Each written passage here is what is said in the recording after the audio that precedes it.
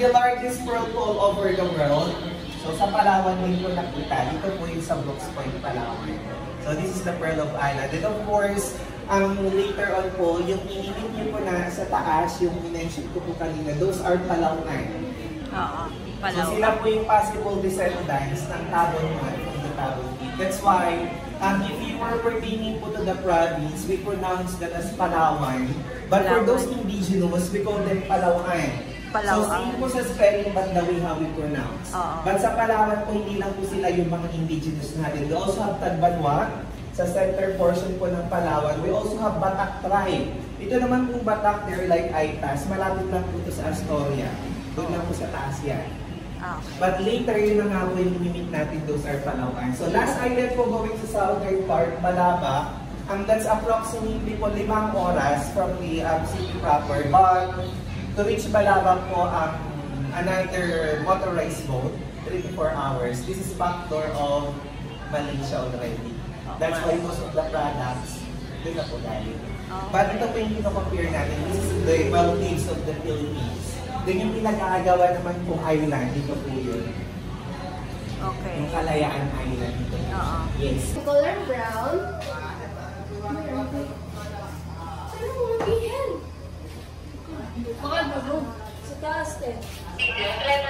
So, meron po yung color brown dyan. So, yun po yung pihen o yung babae. And then, yun naman yung colorful na yan. Yan po yung peacock or yung lalaki. So, dahil sa ganda ng peacock, siya naging seal or logo ng Puerto Princesa since 1970. So, ayun po yung pihen pala sa may bato.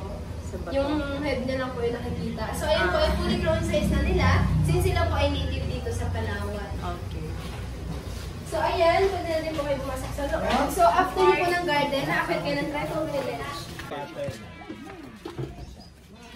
So now, everyone, let's go here on the other side of the road. Here on Trifle Village. Saltwater. Kita ba? Yan naman po yung kalahin ni Lolo. Oo.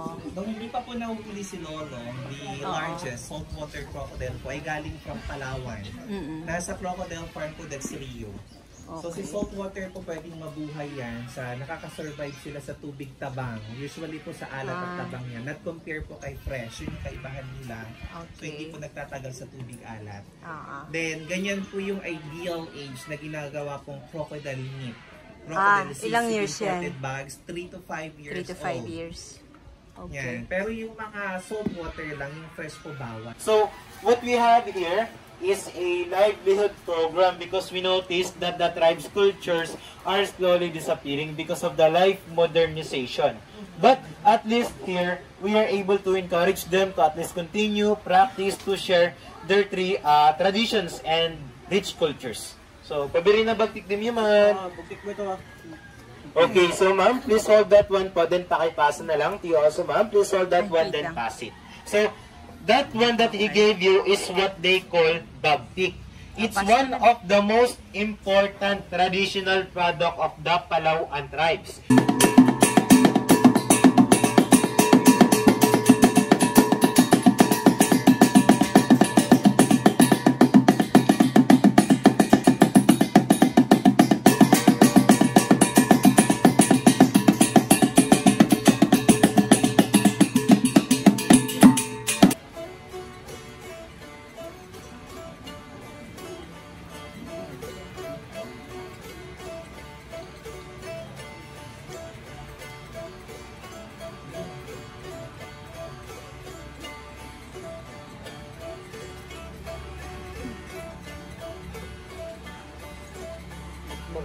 Magsukur.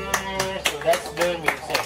And he said magsukur, that means thank you. So if you have to say thank you to them, the way to say is magsukur. Magsukur.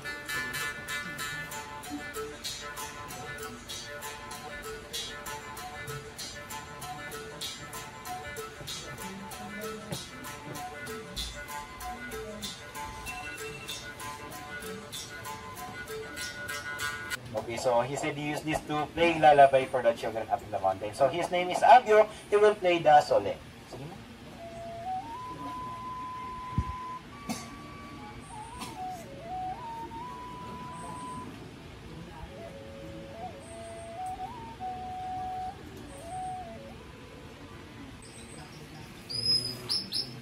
Okay, so that's their whistle. And if the target is now visible, they will use their blow darts or blow pipe. So they will show you how to use that by looking at the target there, that growing pig.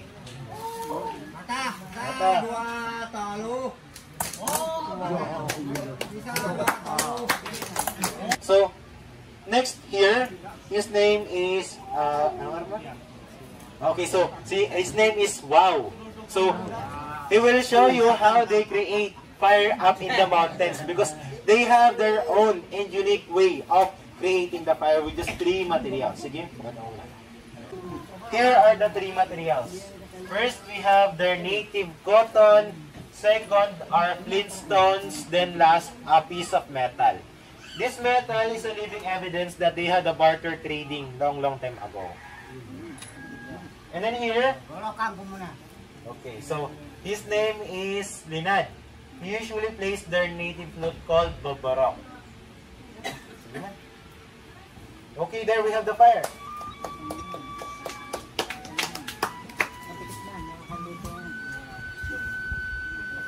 So, that one is their native torch or light up in the mountains. It's made from a sap, then they cover it with leaves, and according to the tribes, this torch can last for 3 to 5 nights depending on use. Magsubor, man. Smells like? Incense. Incense or menthol like that. So, Okay, kuya, ikaw muna. Gusto mo kuya nakalagay sa ganito? Ayan, sige. Manguhat. Okay, 3 po dito, sir. 1, 2, 3. Ikaw, Then side family picture po. Ay, saan ma'am? Ito na lang ba? Yes. Sige.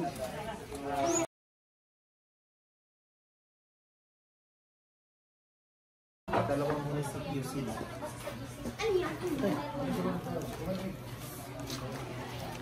Yan po yung kanilang ancient dining. Hi, madam. Ancient dining alphabet. Mana sa Yumi. Picture mo kami tutoy. Ikaw muna, tapos picture mo. Yung ganyang mga salt water, kaya po magtagal sa tubig ng mga 2 oras. Pero sila po ay pwede pa rin malunod in real life. Ah, talaga? Yes po, nalulunod sila kasi ma'am, sila po mga 2 oras lang. Pag mga 2 oras maliliit, lang. 45 minutes lang yung kayang itagal sa tubig. Okay. Yes. So, before we proceed po dun sa ibang endemic animals, Dito? sakit po kayo dyan. Okay. Oh, ang daming butterfly. Yes, butterfly po are much more active pag maganda po yung sikat ng araw kasi they are cold-blooded insects, especially po pag umaga. Oo, ang ganda. Yan. So, yung nasa left side po nyo, yung nasa salamin na yan, pwede pong silipin, tingnan nyo sa baba, sir. Yung pinakagwapo, that's the most handsome, yan, Palawan bearded pig, yun nga siya. Sa buong Pilipinas po, sa Ayun. Palawan lang makikita yung ganyang klase ng baboy damo. Oh. Yung kaibahan po ng baboy damo ng Palawan, may balbas. Kaya po siya naging endemic in Palawan. So dito lang po may ganyang klase. Sa ibang lugar may baboy damo pero walang balbas. So same with this one.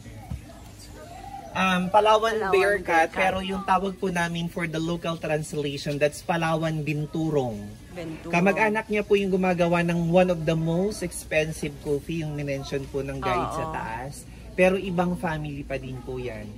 Okay. So, all over the Philippines po, same po with the bearded pig, yung peacock Palawan lang po makikita. Kasi po mga endangered na sila. Bear cat naman po yan. Palawan binturong. Palawan Benturo. Yes po. Then, dito na po tayo sa baba. Hello. Lalo naman pag umaga, yung pag nangiting na po katulad nito, then nakikita na yung pakpak, ibig sabihin kompleto na. So maybe tomorrow morning po, they will going to emerge from the pupa. So paglabas po from the pupa, magpapatuyo lang ng pakpak, then after mga ilang oras pagtuyo, nalilipad na. Open na po yan dito. So sila po average of 2 weeks lang, then they died after that. Meron pong several months pero very rare. Kaya po paglabas ng butterfly na babae, open na siya agad for mating agad-agad. Nice. Then sa meeting po ng butterfly, malalaman nyo po na lalaki or babae naman. Pag nasa taas, yun po ay babae. So siya po yung nagdadala kasi malalaki sila. Pero pag makulay, lalaki siya. Yan. Ito naman po, this is the living evidence na yung Palawan po were connected with Malaysia or Borneo before. So that's Malay giant scorpion. So yan po may kamandag pa din. They are what we call po din the misunderstood creatures of human. Kasi ako po pag nakakita din ako niyan, pinapatay ko din agad. So sila po hindi po yan nag-sting unless hindi po sila naipit or nasaktan. So pero may mga may kamandag pa din, pero hindi po yan yung nakakapatay. Pero pwede kang lagnatin. Yan po yung nangangain ng ipis sa wild. That's their main help in the environment. Malay giant scorpion. So same species po in Malaysia. Mga living evidence din na pag yung may ganito pa po sa isang lugar, ibig sabihin malinis or healthy pa po yung paligid natin. Okay. So that's walking stick po or stick insect. Nakita niyo ba mamadami sila? Yan. Pero yung adaptation po na ginagawa nila, they don't do the camouflage. They do the perfect mimicry. So ito po yung mga babae. Yan. Yung mga maninipis naman po yun po yung lalaki. So pag meron pong ganyan sa isang lugar, ibig sabihin po healthy or malinis pa po yung paligid natin. Katulad po ng mga alitap-tap. Yan. Yung una hindi ko napansin. Ay tipang nasa 10 pataas yan. Okay. Ito po yung ating pong mga Asian giant millipedes. So, in-exhibit din po sila kasi like earthworm, yan po yung mga nagpapataba ng lupa. Yes. Sa atin po yung singsingpari or tren-trenan. Pero maliliit na version in some other provinces. Dito po hindi sila nangangagat. Kaso po, they also secrete smelly fluid pag napiplating sila. That's their defense mechanism. So like the earthworm, Lason ba yun? masyado po siyang matapang. So nakakasunog ng balat. Pag sa mata, pwedeng ma-irritate. Okay. Kasi malakas yung parang pinaka-asi-asido niya. Yan. Pero like earthworm, sila po yung nagpapataba ng lupa. That's Asian giant millipede naman. So this one, po, that's alakdan. Ito po actually pinapahawak nila. Yan. Pero may mga kamandag pa, ma'am. Sa wild po hindi siya advisable na hinahawakan. So yung panipid po for food lang yan. Yung stinger yan talaga yung dangerous part. Pero hindi po yan yung deadly. Yung nakakamatay po yung galing sa ibang bansa. Nag-referring to blue-green po yan actually pag nagiging ano siya, blue-green pag mayroong UV light yung color. Ito mga maliliit na version. If insect naman, yun indicator also of healthy environment. So madami din po sila parang mga dahon lang. Yan. Oh. Kita mo? Oo, di ba? Ito. Nagalaw sila pa.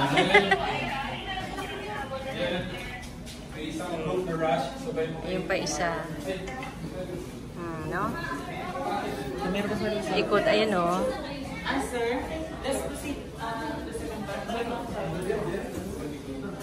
Ayun o, gumagalaw. Yes. Kumakain sila marami. Oo. Okay. Lagay mo doon. Lagay mo doon. Lagay mo doon. Ha? Yung alin? Gecko? Saan? Saan yung gecko? Ah, yan. Yan po yung tali. Hilahin nyo lang po yung tali. Hilahin mo. Ah, sige, ikaw na manghila. Asan siya? Ayun. Ayun. Ito po mo. Oh. Okay. Sige, hindi ka na. Nakita niyo na kanina. Sige. Exit. Exist po. Ayan, sige ma'am. Go na. Sige po. Underground without the river naman. Souvenir. Magkano? Walang price. 500. Butterfly. Ikaw, bili ka. Pasakan mo. Meron din ganito. Mga bag. Ang ganda. Ha? Bibili ka? Ikaw, bibili ka ba?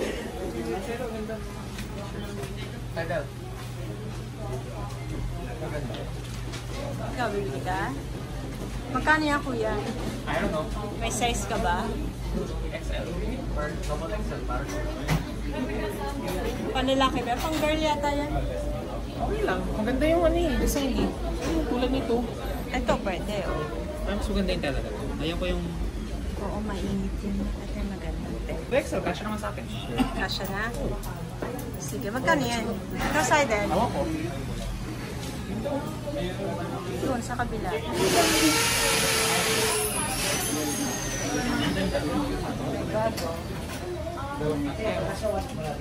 May bag din dito. Pagkain kaya? Ano yung pagkain na ito? Isa. Butterscotch.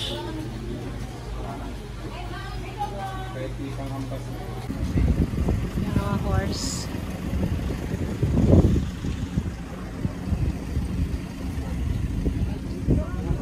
So, picture tayo sa baba?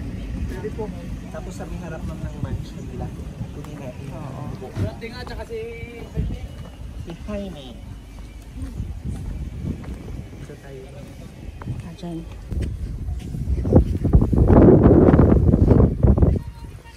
Ayan, hindi ka. Happy ko kayo mga. This is the house of the owner. Ito pong nasa right side. Pero sila po ay nandun here. Taga Manila. Manila sila. O sige, follow.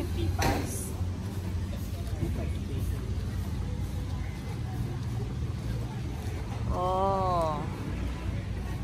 Baker's Hill.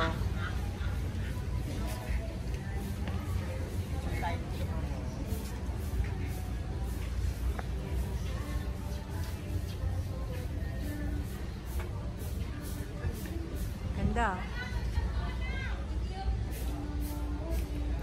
Oo. Hanggang doon po yun sa dulo. Okay. Ano, picture? Remembrance. Ayan. Ma'am, wag na kayong bibili ng bottled water. We have your bottled water. Okay. Okay, so 1, 2... Ay, video. Wait. Okay, so 1...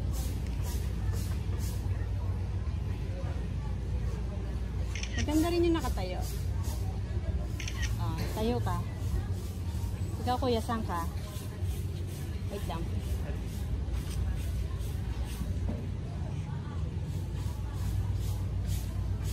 Okay. 1, 2... Big panda yan. Ikaw, kuya. Yan. 1, 2... Okay na? Halika dito. Naka-on pa yung camera ko. Kaway ko po.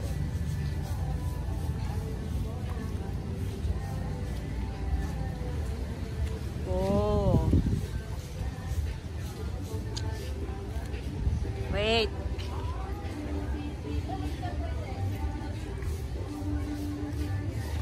Okay, 1, 2. One more. Okay, teka lang. 1, 2. May tao eh. Okay. Halika na. Ako naman. Kasama ako. Ay, dito tayo. Yan. Ayan. 1, 2. Ay, dito tayo. 1, 2, 3. Okay. Meron pa dyan sa loob? Meron pa daw sa loob? Private na. O, dito. Tingnan natin dito. Corny. Nung alin? Jokes. Ako? Sino nag-joke? Ha? Ha? Ito, ang ganda oh. May kainan. So, nandito kami sa Baker's Hill. Ang ganda sa likod sided. Ano yan, JZ? Meron tayong free snacks.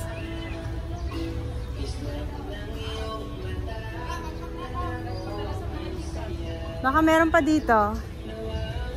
JZ.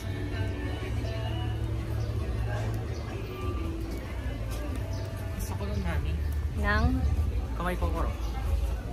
Meron na tayong free snacks. Dito. Yung... Sana hindi pa pwede naman bumili ng food dito. Pwede naman, pero meron na nga tayong food. Saan side, ayun. Ayan, Baker's Hill.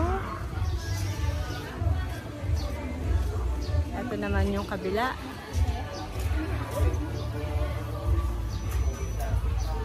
Yan, marami ding mga kainan. Oh, yan, dyan. Gusto mo? Gusto mo dyan? Oh, pambata na.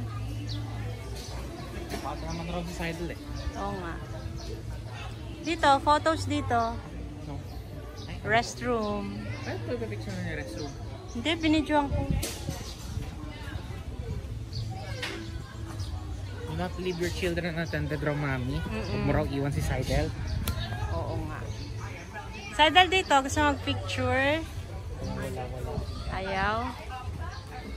Okay, ang ganda ng garden dito ang ganda sige, baba.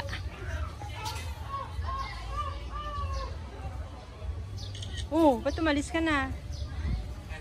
Picturean ko lang yun, ako ba? Hindi, pinicturean nga rin kita eh. Ayun, ang ganda ng halaman. Ganyan na yung halaman natin kalaki.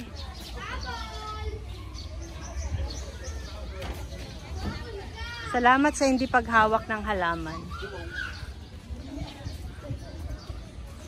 For your eyes only. Wow, the love.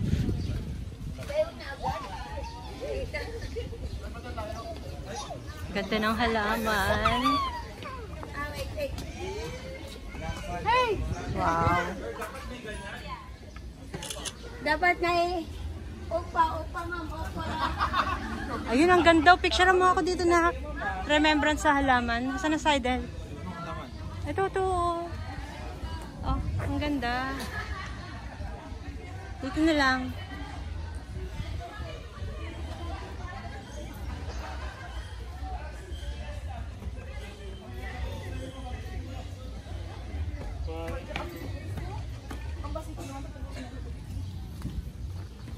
Seidel, saan ka na? Oh.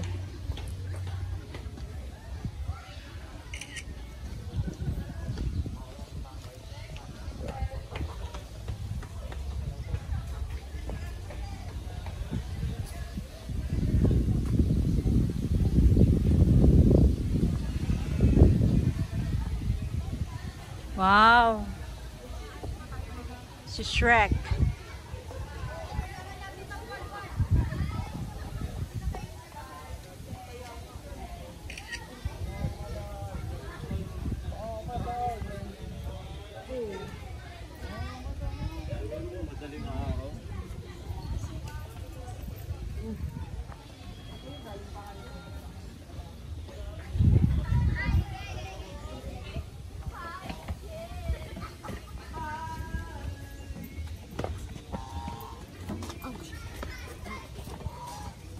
Ano yan? Swan or goose. Oo.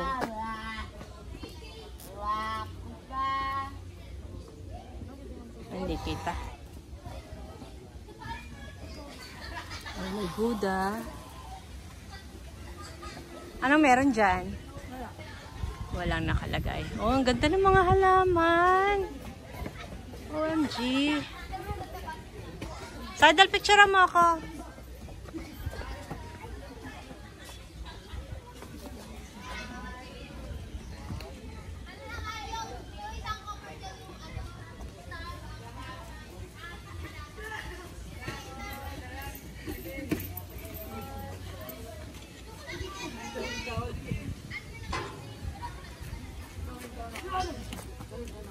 Dito tayo. Ang ganda ng halaman. Laki na ng bromeliad. Off limits na. Ayun ang maganda Picture mo nga ako doon. Kahit dito lang ako Doon ka sa banda. Doon ka banda makita mo yung halaman na yun sa taas. Dito, kahit dito ako i-ano mo lang yung dalawang yun. Landscape mo.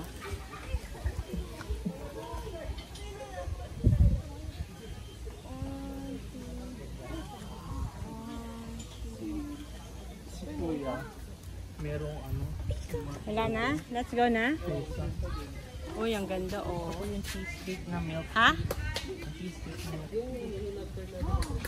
milk. Halika na, nandun na.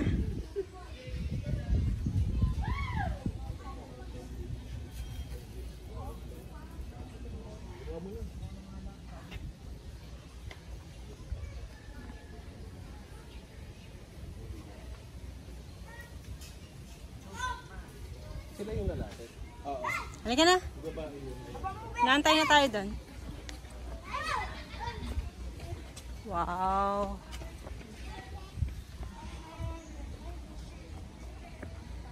Okay. Ganda ng mga halaman nila.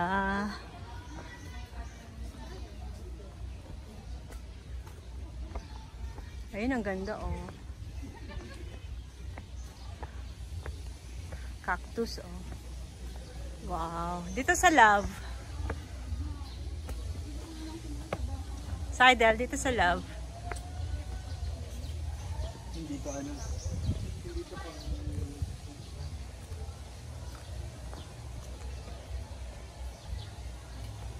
Picture mo ako sa Love. Gusto mo picturean kita dyan? Hindi na. Love. Original pa din siya. Okay.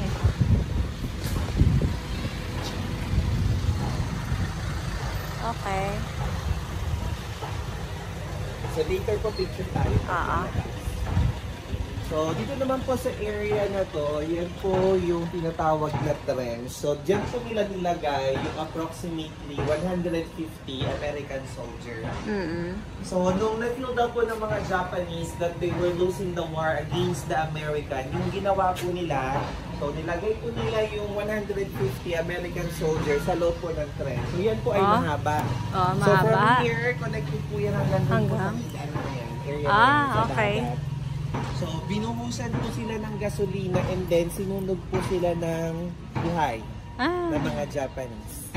So, yung mga pangalan po ng mga American, yan, mga prisoners of war, mga US Army ay nakasulat po sa Statue of the Burning Man na tinatawag. So, meron pong isang survivor na nakabalik. So, siya po yung nag-donate ng statue na yon. So, siya po ay si Glenn McDowell. Okay. Pero siya po ay medics during that time, according to the history. Meron po kasing 11 survivors. Ito po yung mga survivors. So yung ginawa po ng mga yan ay nilangay po nila yung dagat na yan going to Iwahig River. Yan, kaya sila nakaligtas. Yung iba naman daw po habang tumatakbo, binabayunika rin ng mga Japanese sa area na to. So, dito sila sinunog ng buhay. Yung nakita na lang po yung mga name tags, yung mga pangalan nila sa loob po ng trench. So, yan po ay mahaba. Kaya nagkasya sila. Doon po nakasulat yung pangalan ng mga US Army. Okay. Sa may statue po na yun. Kaya po ito, this is still part of the city tour. Kasi this is one of the historical attraction dito po sa Puerto Princesa. So, kaya po ito tinatawag. Ito yung dinonate niya. Yan yung mga pangalan nila, ma'am, yung mga nasunog sa loob. So, kaya po yan tinatawag siya na Statue of the Burning Man. Kasi kung papaano po sila tinorture during that time. So, super payat kasi yung iba hindi na sila pinapakain during that time. Barbed wire kung paano po sila tinorture, then apoy sa baba. Yan. Ito po yung mga pangalan nila. Yan yung mga nasunog sa loob. Sinunog po ng buhay ng mga Japanese. Mga US Army, US Marines.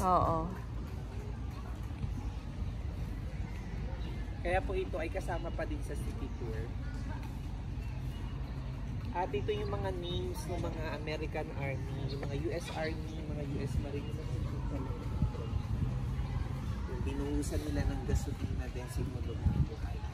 Yung iba daw, habang tinatali nila sa mga tinatawag yung mga palm tree, yung mga pinabayunin nila ng mga Japanese. But anyways po, that's part of the history Oo, already. history na nga siya. Kaso mahirap lang pag may Japanese ka, tapos meron kang US Army sa isang grupo. Oo nga. Na-experience mo na. So far, ma'am, Hindi pa. Sabi pa, Japanese ako na-experience. Sa Bataan kasi Pero dati yung may sa- ganun eh. Sa Bataan meron. Parang din. ingat na ingat din Yes, magsabi. sobrang, oo. Baka Ang ma-offend. mga American, lalo na po pag mga American soldier, Oo.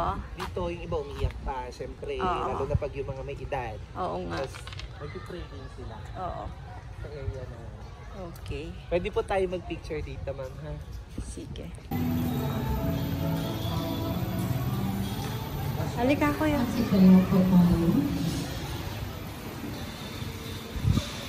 Ikapitong estasyon. Si Jesus ay tinulungan ni Simon Pedro. Sinasaktan at tinulungan pinagin ng Kristo sapagkat sa pamamagitan ng Diyos ay sinalit ng mundo. Paglabas nila ng lungsod, kanila nakita So, kung mga restaurant na yan, so open na po yan around 5 o'clock in the afternoon. Hanggang ano na? Hanggang alas 12 yan. Okay.